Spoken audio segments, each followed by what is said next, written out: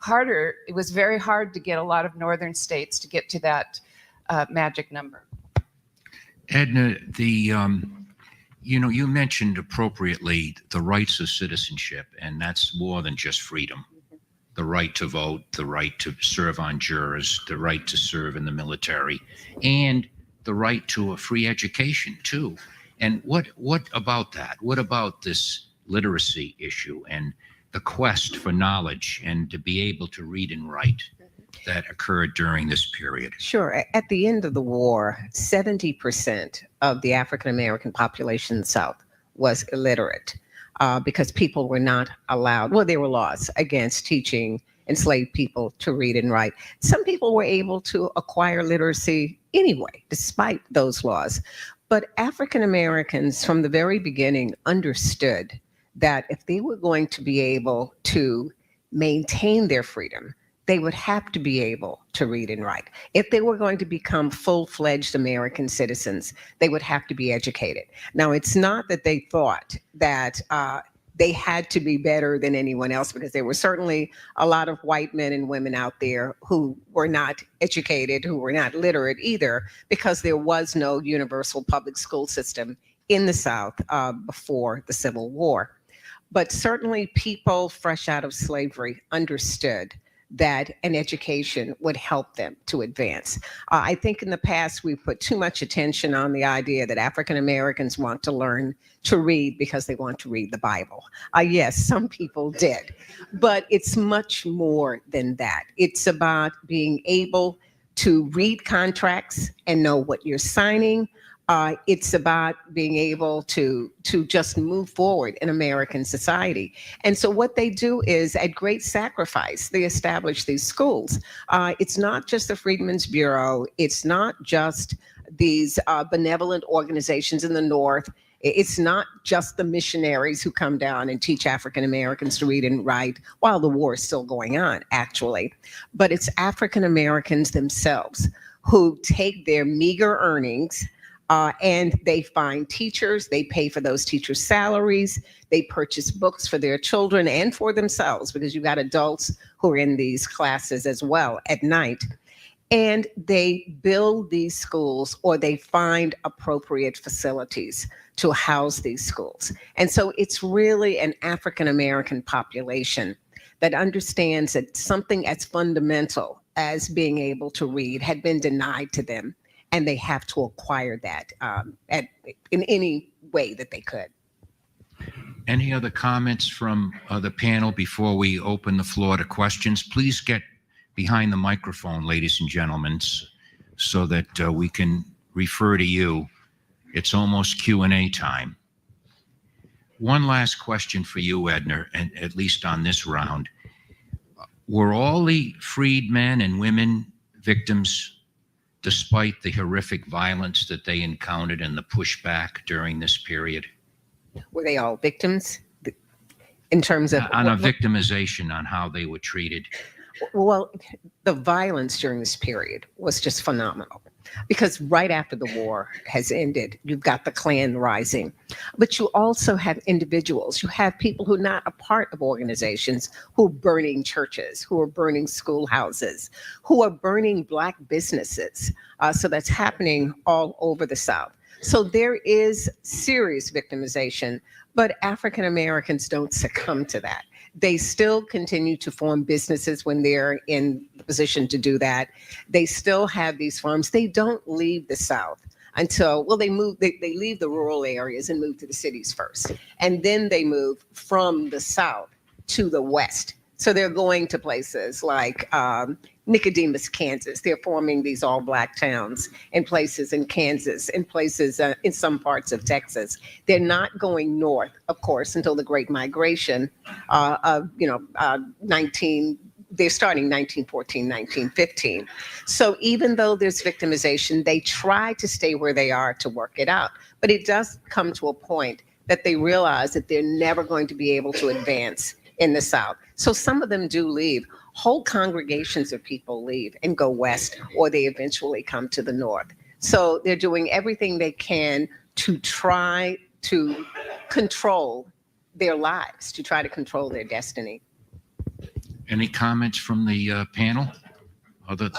I would Go just ahead. add that there is no safe place. And the North is safer than the South. But in Philadelphia, 1871, young Octavius Cato, who is a black school teacher who single-handedly integrates streetcars in Philadelphia, is assassinated on Election Day in front of a giant crowd, and the all-white jury lets the Democratic assassin go. And again, this is the city of brotherly love.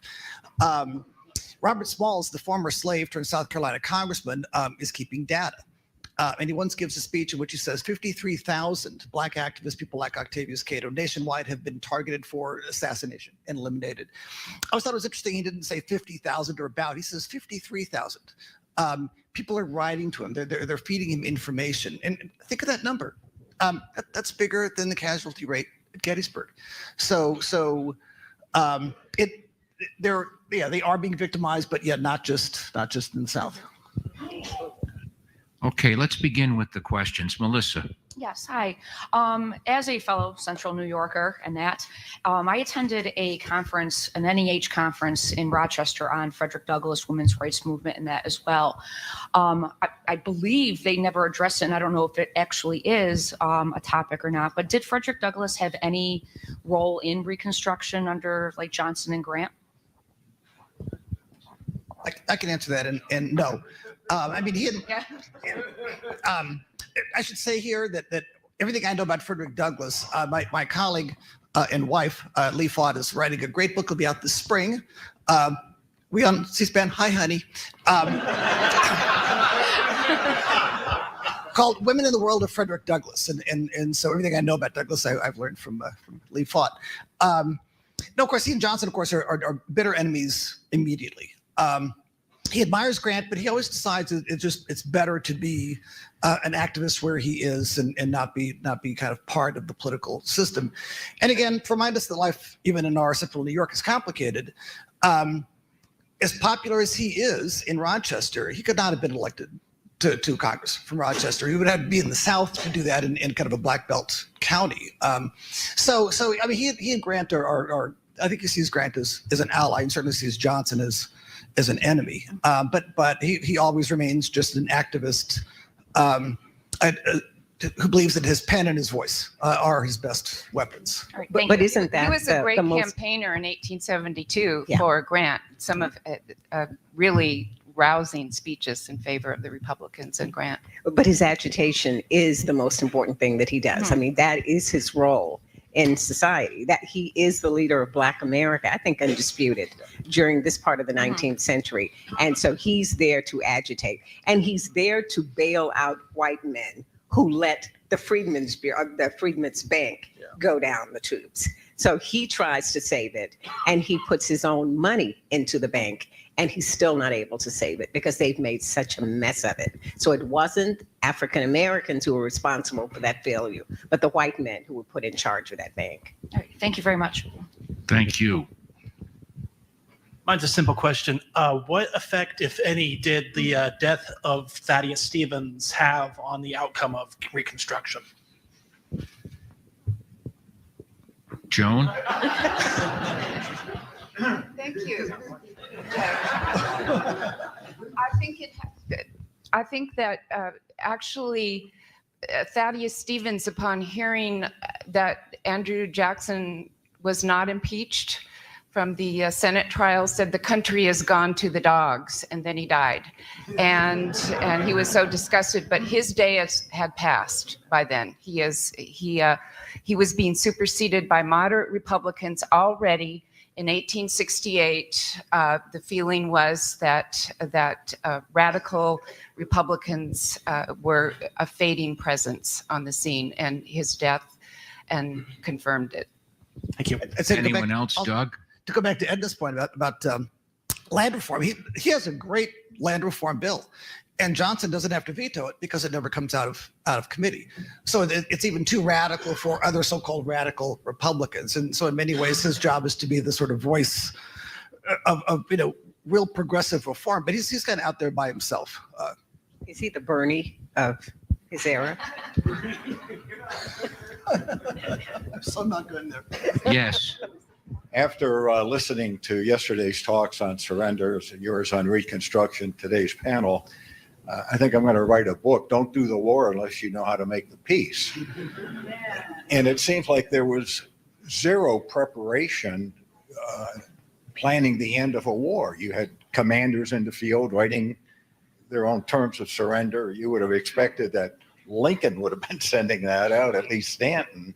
And then Reconstruction, was there no planning for what's going to happen after this? We said the states could not leave, and now we're planning how to bring them back in, for one thing. Was there no commission, no committee? Wasn't anyone trying to figure this out? Edna, you can start. Sure. Lincoln had certainly suggested as early as December of 63 what Reconstruction should look like. And believing that Southerners had never officially left the Union, he was very mild and conciliatory with his plans. So as you know, it required only 10% of the population of people who were eligible to vote in 1860 having to declare allegiance to the Union, and then that state could come back into the Union. But in terms of what happened after that, how do you sort of heal the wounds that had occurred during the war? What do you do about the freed people? He was not very clear about that. Certainly, we know that he was already talking about voting rights for certain groups of African Americans by the time of his assassination. But he's talking then, of course, about a very limited number of men. Of course, we do know that once that door was open, there was no way to stop it. So it would have been universal suffrage for African Americans. But in terms of what to do economically with African Americans, he does indicate that he wouldn't mind seeing a period of a kind of apprenticeship established where African Americans who had been enslaved and the slaveholders could find their way, work their way into a new relationship. So there was going to be a period in which African Americans would not be truly free. They would still be dependent on the very people who had held them enslaved. Now, he did say that if they attempt to move further in the direction of unfreedom, that he would take the liberty of stepping in. So what he would have done had he lived and had he continued that mild conciliatory plan, and former Confederates had then attempted to take away the rights that African Americans had received in freedom, I don't know that he would have certainly been willing to go to war again to do something about that. I mean, he was tired of it. The nation was tired of it. So I'm not so sure that he would have been that different. Doug or Joan, any other comments?